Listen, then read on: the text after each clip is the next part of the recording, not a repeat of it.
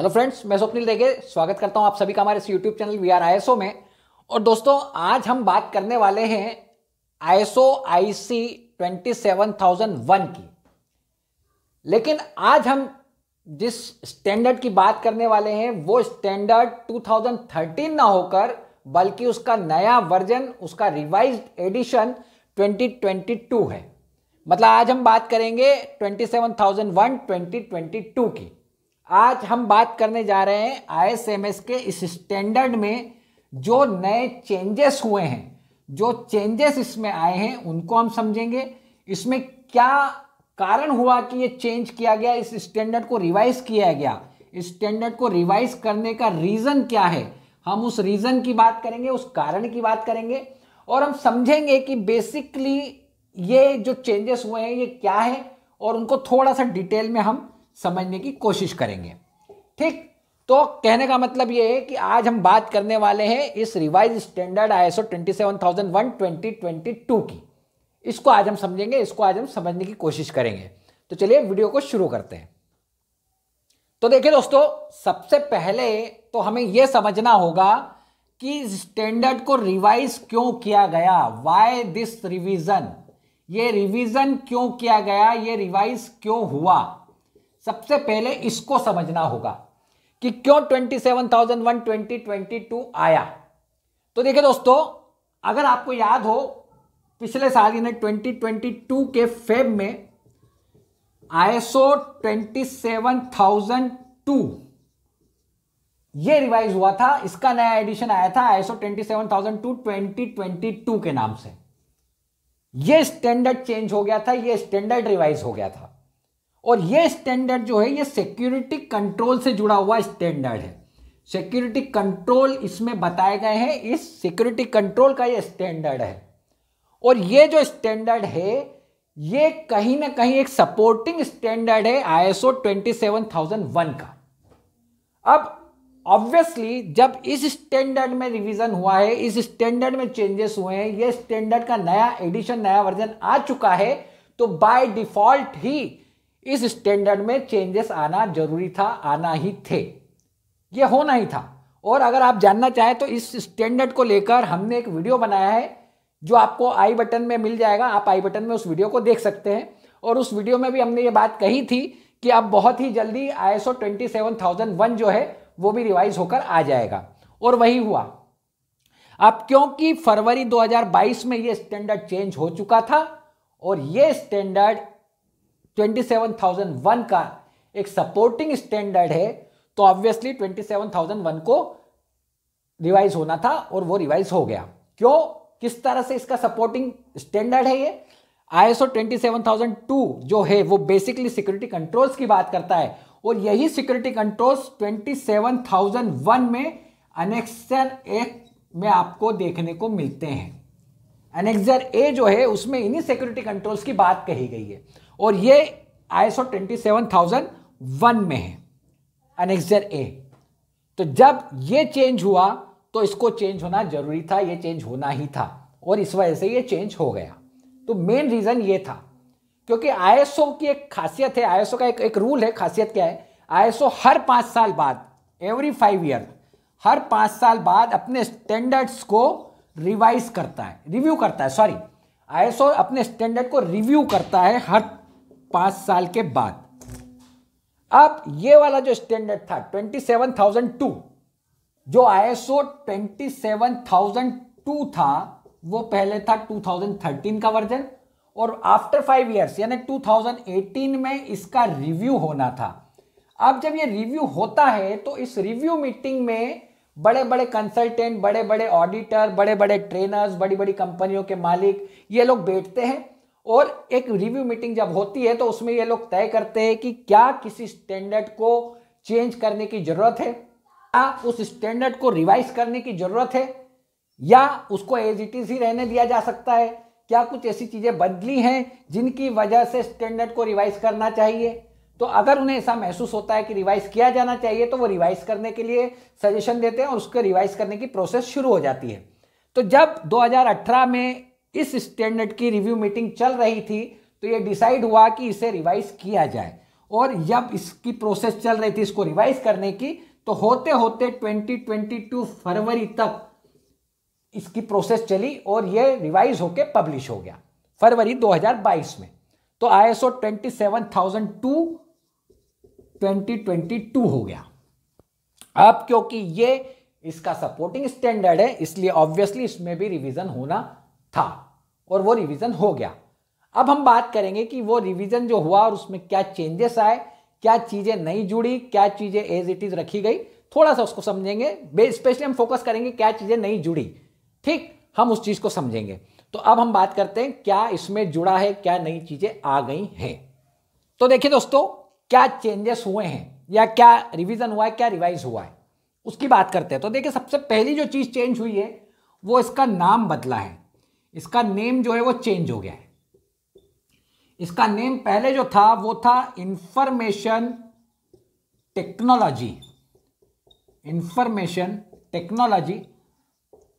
Security techniques, ये इसका पिछला नाम था। जो पुराना वर्जन था, जो ISO 27001 2013 था, उसका जो नाम था वो था इंफॉर्मेशन टेक्नोलॉजी सिक्योरिटी टेक्निक्स। अब इसका नाम पूरी तरह से बदल गया है और इसका एक नया नाम आया है। और वो अब जो इसका नया नाम हो गया है वो हो गया है information security, cyber security and privacy protection. नाम पूरी तरह से चेंज हो चुका है और नाम चेंज होने का भी वही कारण है कि जो पिछला जो ISO 27002 था उसका नाम भी चेंज हो गया। उसका नाम भी अब ये हो चुका है। वो सिक्योरिटी कंट्रोल्स है और ये इंफॉर्मेशन सिक्योरिटी मैनेजमेंट सिस्टम है, ठीक। लेकिन नाम दोनों का ये है information security, cyber security and privacy protection. ये अब इसका नया नाम है। यहां पे आपको कुछ चीजें समझना होंगी और ये चीजें अगर आप समझ गए तो आपको समझ आ जाएगा कि ISMS किस तरह से काम करता है और ISMS क्यों काम करता है। ISMS information security management system की जरूरत क्यों पड़ती है, वो चीज आप तब समझ जाएंगे जब आप इन नामों का मतलब समझ जाएंगे। इंफॉर्मेशन सिक्योरिटी, सबसे पहला वर्ड है इंफॉर्मेशन। देखिए, इंफॉर्मेशन ये बहुत सेंसिटिव चीज होती है, बड़ी काम की चीज होती है। थोड़ा सा इसको समझते हैं हम। आप नाम याद रखिएगा, information security, cyber security and privacy protection. हम इंडिविजुअल अब इन तीनों को थोड़ा समझते हैं ताकि आपका कॉन्सेप्ट क्लियर हो जाए और आपको आगे चीज समझ आए कि चेंजेस क्यों हो गए, ठीक। तो देखिए, पहला जो नाम में आपको देखने को मिलता है वो है इंफॉर्मेशन सिक्योरिटी। यहां समझिए, इंफॉर्मेशन कितने टाइप की होती है, इंफॉर्मेशन क्या है और इंफॉर्मेशन कितने टाइप की होती है। इंफॉर्मेशन अगर आप समझिए तो दो तरह की होती है। एक होती है सेंसिटिव इंफॉर्मेशन और एक होती है वैल्यूएबल इंफॉर्मेशन। दो तरह की इंफॉर्मेशन होती है। इंफॉर्मेशन वो है जिसे सेफ रखना है, सीधी सी बात है, ठीक। और ये दो तरह की है, एक सेंसिटिव, एक वैल्यूएबल। सेंसिटिव इंफॉर्मेशन क्या होती है? सेंसिटिव इंफॉर्मेशन जैसे आपके एम्प्लॉय की इंफॉर्मेशन, ठीक, आपके यहां पर जो आदमी काम कर रहा है उसकी जो भी इंफॉर्मेशन है वो सेंसिटिव इंफॉर्मेशन है। आपके कस्टमर की इंफॉर्मेशन, आपके सप्लायर की इंफॉर्मेशन, ये जो इंफॉर्मेशन है ये सेंसिटिव इंफॉर्मेशन है। वैल्यूएबल इंफॉर्मेशन क्या होती है? वैल्यूएबल इंफॉर्मेशन क्या होती है? जैसे आपका कोई इंटेलेक्चुअल प्रॉपर्टी जो होती है, ये एक तरह से आपकी वैल्यूएबल इंफॉर्मेशन है। आपके यहां जो आदमी काम कर रहा है उसके पास जो नॉलेज है वो आपके लिए वैल्यूएबल इंफॉर्मेशन है, ठीक। आपके पास जो इंफॉर्मेशन ऐसी है जो कि आपके बिजनेस को ग्रो करने के काम आ रही है, वो वैल्यूएबल इंफॉर्मेशन है, ठीक। इसी तरह फाइनेंशियल डाटा जो आपका है, फाइनेंशियल डाटा जो है आपका, ये एक वैल्यूएबल इंफॉर्मेशन है। फाइनेंशियल डाटा हो गया, ठीक। या आपकी कोई लीगल रिक्वायरमेंट है, लीगल रिक्वायरमेंट, ये भी एक तरह से आपकी वैल्यूएबल इंफॉर्मेशन है। तो ये जो इंफॉर्मेशन है, सेंसिटिव हो या वैल्यूएबल हो, यदि इन इंफॉर्मेशन में किसी तरह का कोई फेल्यूर हो जाए, अगर इंफॉर्मेशन में कोई फेल्यूर हो गया, अगर इंफॉर्मेशन लीक हो गई, इंफॉर्मेशन तक अनऑथराइज्ड लोग पहुंच गए, इंफॉर्मेशन में किसी तरह की कोई समस्या आ गई, तो ये एक तरह की रिस्क को जनरेट करता है। एक रिस्क जनरेट हो जाती है जब भी इंफॉर्मेशन में फेल्यूर होता है। और ये जो रिस्क है ये कई दफा इतनी डेंजरस हो सकती है कि आपका पूरा बिजनेस खत्म कर सकती है, आपको अपना बिजनेस बंद करना पड़ सकता है अगर ये इंफॉर्मेशन फेल हो गई। तो इस इंफॉर्मेशन को सिक्योर रखना बड़ा जरूरी है, क्योंकि इंफॉर्मेशन अगर सिक्योर नहीं रही, इंफॉर्मेशन अगर फेल हो गई तो रिस्क हो जाएगी। रिस्क कभी कभी इस लेवल पर हो जाती है कि आपका बिजनेस बंद हो जाता है। तो बहुत जरूरी है कि इस इंफॉर्मेशन को सिक्योर रखा जाए। अब ये इंफॉर्मेशन किस किस तरह से फेल हो सकती है, किस किस तरह से इस इंफॉर्मेशन के फेल होने पे किस किस तरह की रिस्क जनरेट हो सकती है, थोड़ा सा इसको समझें। तो देखिए, इंफॉर्मेशन फेल इस तरह से हो सकती है कि कभी ऐसा कुछ हो सकता है कि इंफॉर्मेशन पे कोई ऐसा आदमी पहुंच जाए, इंफॉर्मेशन पे कोई ऐसा आदमी पहुंच जाए जो कि अनऑथराइज्ड है, जिसको अथॉरिटी नहीं है। लेकिन यदि अनऑथराइज्ड पर्सन अगर इंफॉर्मेशन तक पहुंच गया तो ये इंफॉर्मेशन का फेल्यूर है और इसकी वजह से रिस्क जनरेट हो रही है। और इस रिस्क को कॉन्फिडेंशियलिटी की रिस्क कहा जाता है। कॉन्फिडेंशियलिटी की कैटेगरी में इस रिस्क को रखा गया है। कॉन्फिडेंशियलिटी, सी फॉर कॉन्फिडेंशियलिटी, इस कैटेगरी की ये रिस्क हो जाती है अगर अनऑथराइज्ड पर्सन इंफॉर्मेशन तक पहुंच जाए। ये एक रिस्क है कॉन्फिडेंशियलिटी की। इसी तरह अगर कभी रिस्क का कंटेंट चेंज हो जाए, मान लीजिए इंफॉर्मेशन का कंटेंट चेंज हो जाए, इंफॉर्मेशन का अगर कंटेंट चेंज हो गया, ठीक, कंटेंट अगर चेंज हो गया तो इसकी वजह से जो इंफॉर्मेशन है वो एक्यूरेट हो जाएगी, मतलब वो करेक्ट इंफॉर्मेशन नहीं रहेगी या वो कंप्लीट इंफॉर्मेशन नहीं कहलाएगी। और ये भी एक तरह का फेल्यूर है, और इसकी वजह से रिस्क जनरेट होगी। और ये जो रिस्क है ये इंटीग्रिटी कैटेगरी में आती है। इंटीग्रिटी कैटेगरी की ये रिस्क है। इस रिस्क को इंटीग्रिटी की कैटेगरी में डाला गया है, यानी आई फॉर इंटीग्रिटी। आपने महाभारत में वो प्रसंग आपने सुना होगा जिसमें युद्ध चल रहा होता है और ये कहा जाता है कि अश्वत्थामा मर गया। तो इंफॉर्मेशन जरूर थी लेकिन इंफॉर्मेशन का कंटेंट चेंज कर दिया गया। अश्वत्थामा मरा जरूर था लेकिन वो इंसान नहीं, अश्वत्थामा द्रोणाचार्य का पुत्र नहीं बल्कि एक हाथी मरा था। तो जैसे ही इंफॉर्मेशन का कंटेंट चेंज हो गया, इंफॉर्मेशन फेल हो गई क्योंकि उसने एक एक्यूरेट, एक इनकम्प्लीट इंफॉर्मेशन को जन्म दिया। वो कंप्लीट नहीं थी वो इंफॉर्मेशन, ठीक। तो देखिए पूरा युद्ध बदल गया, पूरा माहौल बदल गया, है ना। तो इस तरह की जो रिस्क होती है, इसने जिस रिस्क को जनरेट किया वो इंटीग्रिटी कैटेगरी में आती है। तो ये है इंफॉर्मेशन जब कंटेंट चेंज हो जाए उस समय जो रिस्क जनरेट होती है वो इंटीग्रिटी की कैटेगरी में जाती है। इसके अलावा एक चीज और ये हो सकती है कि जब इंफॉर्मेशन आप तक पहुंचे ही नहीं, इंफॉर्मेशन तक आपका पहुंच ही ना हो, आपकी अप्रोच ही ना हो पाए, आप इंफॉर्मेशन तक पहुंच ही ना पाए, ठीक। तो इसकी वजह से जो फेल्यूर होता है वो भी एक तरह की रिस्क को जन्म देता है और उस रिस्क को कहते हैं अवेलेबिलिटी कैटेगरी की रिस्क।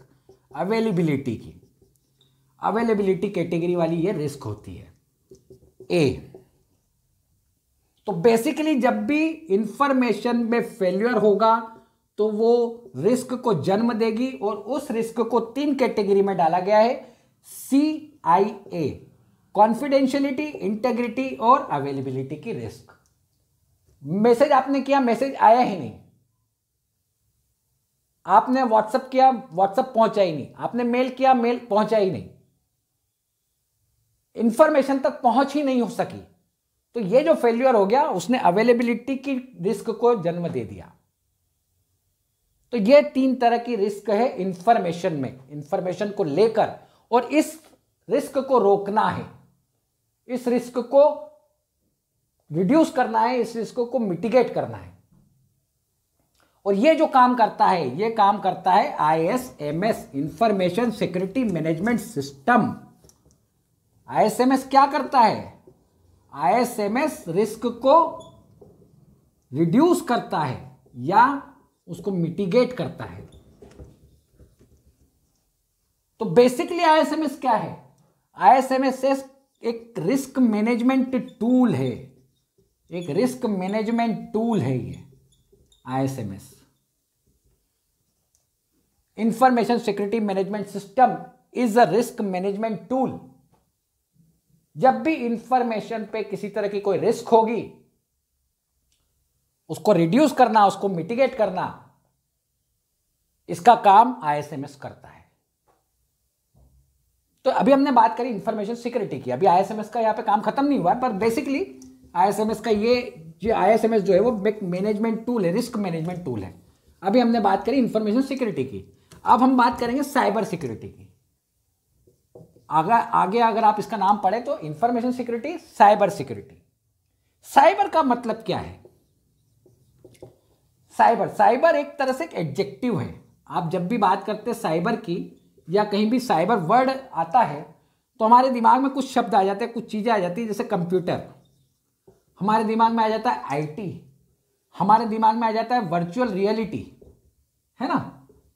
तो ये एक तरह का एक सफिक्स है या एक तरह का ये एक एडजेक्टिव है साइबर। हम अभी बात कर रहे थे इंफॉर्मेशन की, है ना। अब हम बात कर रहे हैं साइबर सिक्योरिटी की। तो साइबर ये है, इस साइबर में कंप्यूटर आ रहा है, आईटी आ रहा है, वर्चुअल रियलिटी आ रहा है। अगर हम बात कर रहे हैं इसकी सिक्योरिटी की, मतलब यह है कि इन चीजों पर किसी तरह का कोई अटैक हो सकता है, इन चीजों पर किसी तरह का कोई अटैक हो सकता है और उस अटैक से हमें इन चीजों को सिक्योर करना है, इन चीजों को बचाना है। मतलब हमें अटैक से कंप्यूटर को बचाना है, हमें अटैक से इंफॉर्मेशन टेक्नोलॉजी को बचाना है, हमें अटैक से वर्चुअल रियलिटी को बचाना है। मतलब हमें अटैक से साइबर को बचाना है, साइबर को सिक्योर करना है, साइबर अटैक से हमें रोकना है, साइबर अटैक को हमें रोकना है। और जब हम साइबर अटैक को रोक देंगे तो कहीं ना कहीं हम साइबर सिक्योरिटी कर लेंगे। ठीक, इसकी बात भी इस स्टैंडर्ड में कही गई है। जो नया नाम आ गया है साइबर सिक्योरिटी, उसका मतलब यह है कि जो साइबर है उस पर किसी तरह का कोई अटैक होता है तो उसको आपको सिक्योर रखना, उसको बचाना है, उसकी सिक्योरिटी आपको करनी है। वो कैसे होगी, वो भी सारी चीजें आईएसएमएस में बताई गई हैं। ठीक, तो ये बात दूसरी साइबर सिक्योरिटी। तीसरा इसमें वर्ड आ रहा है प्राइवेसी प्रोटेक्शन। तीसरा जो वर्ड है वो है प्राइवेसी प्रोटेक्शन। प्राइवेसी आज के समय में बहुत मायने रखती है। देखिए, आज कई सारे ऐप्स हैं, कई सारे ऐसे प्लेटफॉर्म मौजूद हैं मीडिया, सोशल मीडिया के, जिनके जरिए लोग एक दूसरे के कांटेक्ट में आते हैं।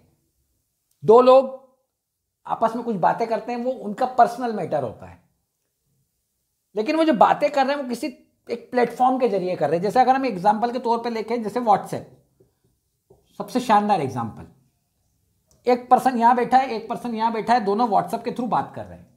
अब ये व्हाट्सएप के पास इनकी बातें अवेलेबल है, व्हाट्सएप को पता है ये क्या बातें कर रहे हैं, लेकिन ये इनकी प्राइवेट बातें हैं, ये इनकी निजी बातें हैं। ठीक, और ये नहीं चाहते कि ये जो इंफॉर्मेशन, जो बातें हमने करी हैं, ये कहीं और चली जाए, किसी और के पास चली जाए।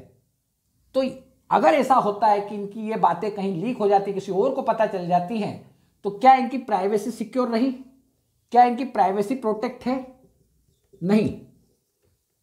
लेकिन ये रिस्पॉन्सिबिलिटी है व्हाट्सएप की कि वो इनकी प्राइवेसी को प्रोटेक्ट करे।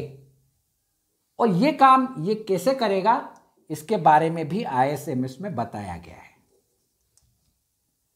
तो इतने बड़े स्तर पर, इतने वृहद स्तर पर, इतने लार्ज लेवल पर आईएसएमएस अब जा चुका है।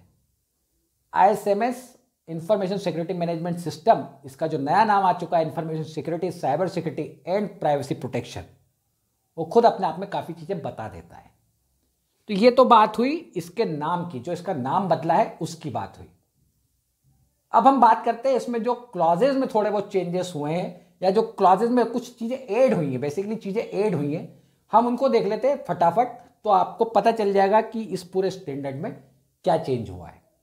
तो चलिए अब थोड़ा सा क्लॉजेस को देखते हैं। तो बात करते हैं जिन क्लॉजेज में चेंज हुआ है और या ऐड हुआ है कुछ नया। बेसिकली ज़्यादातर में ऐड ही हुआ है, चेंज वगैरह तो ज़्यादा नहीं हुआ है, ऐड हुई है कुछ चीज़ें, चेंज सिर्फ एक दो क्लॉजेस में ही हुआ है। इस चीज़ को बताने से पहले मैं आपसे एक रिक्वेस्ट करना चाहूँगा कि यदि आपको वीडियो ठीक लग रहा हो, अच्छा लग रहा हो, काम का लग रहा हो, तो प्लीज़ इसे शेयर करें। चैनल को नए आए हैं तो सब्सक्राइब जरूर करें, क्योंकि सब्सक्राइबर भी कम है, व्यूज़ भी नहीं आ रहे, मोटिवेशन नहीं मिल रहा, काम करने की इच्छा फिर नहीं होती है। नए वीडियोज़ बनाने के लिए लोग कहते हैं, लेकिन फिर बनाने की इच्छा नहीं होती अगर व्यूज़ कम आए। तो प्लीज़ शेयर जरूर करिएगा ताकि ये वीडियो चल सके। तो देखिए, पहला जो चेंज हुआ है वो हुआ है क्लॉज 4.2 में। चेंज नहीं हुआ है, ऐड हुआ है, एक लाइन इसमें ऐड हुई है।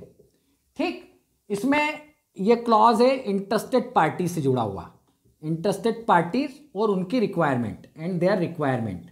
ठीक है, जिसको देयर नीड एंड एक्सपेक्टेशंस कहा गया है।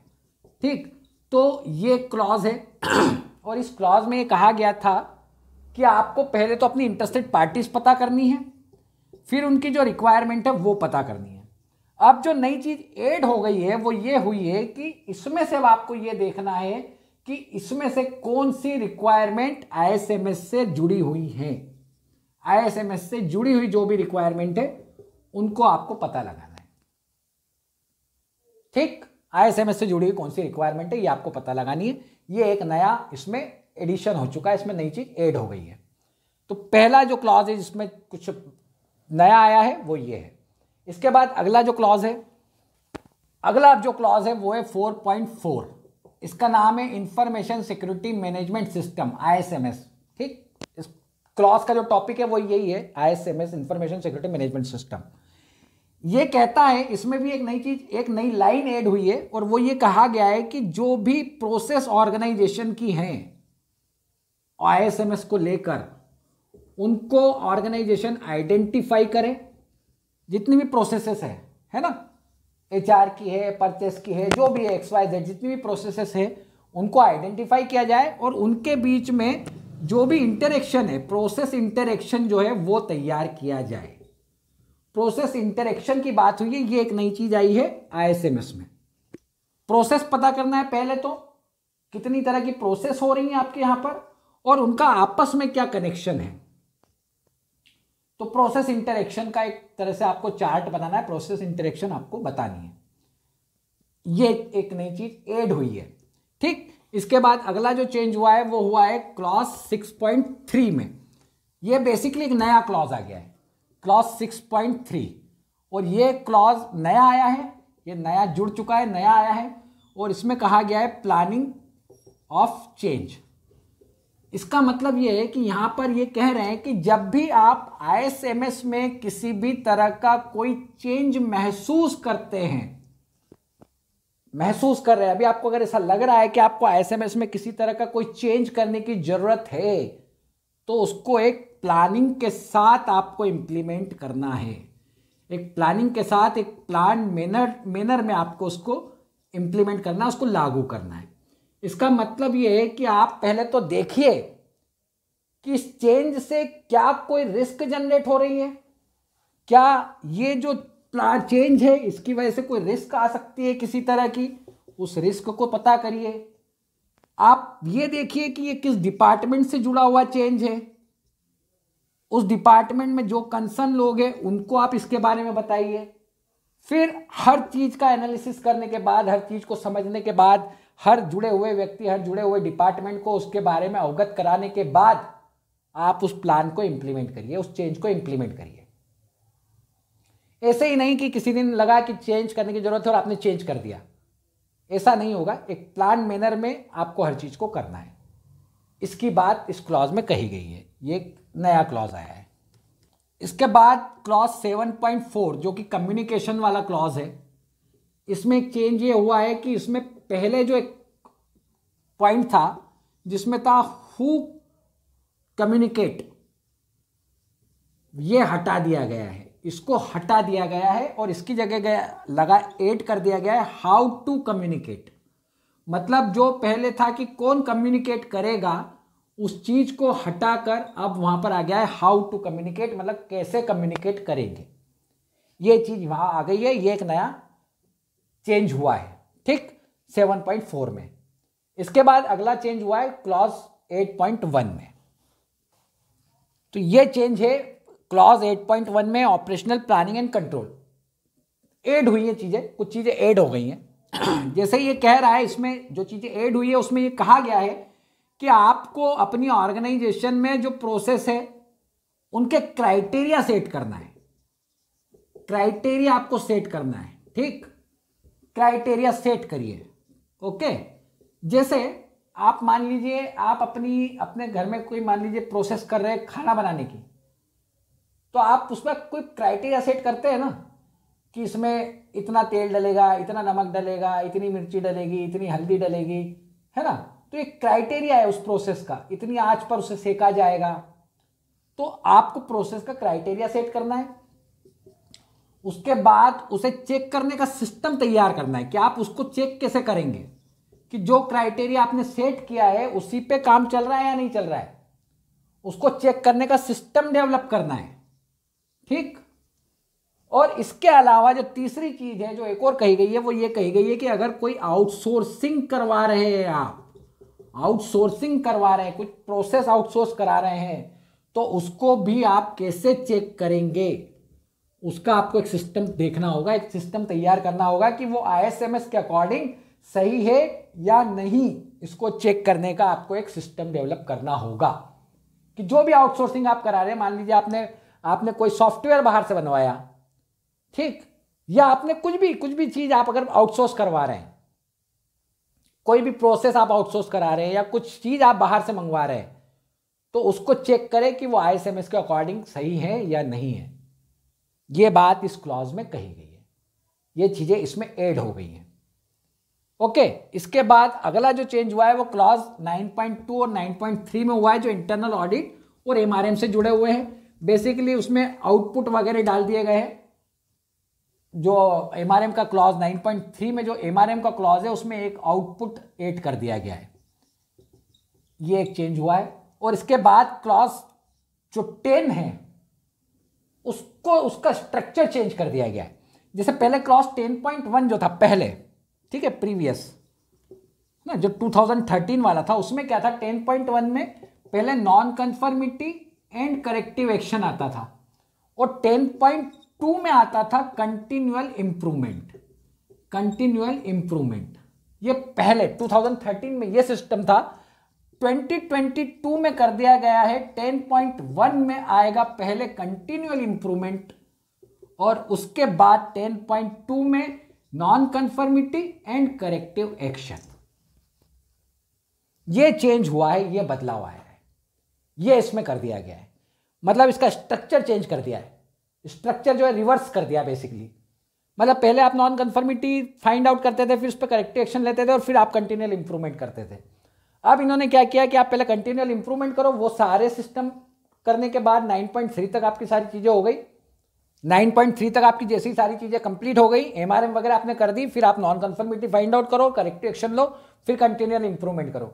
लेकिन यहाँ बहुत अच्छा सिस्टम कर दिया है, MRM आपने करी, अब आप कंटिन्यूअल इंप्रूवमेंट करो, और उसमें अगर आपको कोई नॉन कंफर्मिटी और लगती है तो वो पता करिए, और फिर उसका करेक्टिव एक्शन दीजिए। तो ये बदलाव हुए हैं, ये चेंजेस हुए हैं, ये नए एडिशन हुए हैं। ये है ISO 27001:2022। आप, मुझे उम्मीद है ये आपको वीडियो पसंद आया होगा। अब हम इसके ऊपर सीरीज बनाएंगे, हम इसके क्लॉज वाइज क्लॉज एक एक वीडियो बनाते जाएंगे, और ये पूरी सीरीज अब हम तैयार करने वाले हैं। अगर आपको वीडियो पसंद आया और आप चाहते हैं कि हम इस सीरीज को तैयार करें, तो प्लीज़ वीडियो को शेयर करें, ज़्यादा से ज़्यादा लाइक करें, चैनल पे नए हैं तो प्लीज़ सब्सक्राइब करें। आज का वीडियो हमारा यहीं तक, अगले वीडियो में आपसे दोबारा मुलाकात होगी, तब तक के लिए थैंक यू वेरी मच।